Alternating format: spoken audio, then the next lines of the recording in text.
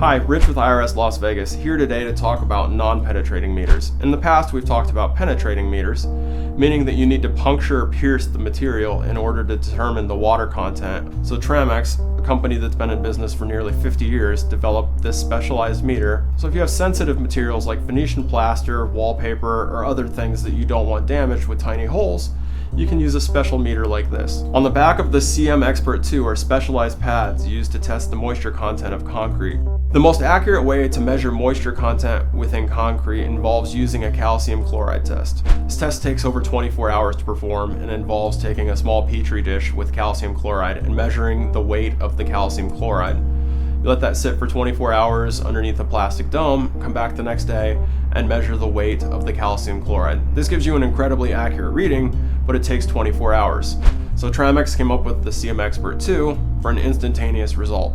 The small pads on the back, the metal prongs, allow you to get an instant reading of the moisture content within the concrete. This is the Tramex wet wall detector. Although you can use it for multiple functions, Tramex calls it the wet wall detector.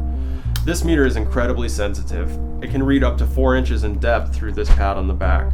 We use this meter to test things like gym floors, wood flooring, anything that we want to read through to verify that there's no moisture underneath or behind a given material. This incredibly sensitive meter uses a reference scale 0 to 100. So the way that we use this is we find an area that we've verified as dry, take the reading from that area, and compare it to a suspect area. If the suspect area falls out of the range of what we consider normal, that area is wet and needs further attention. This is a standard non-penetrating meter that uses 2 pads on the back to measure the moisture content within materials.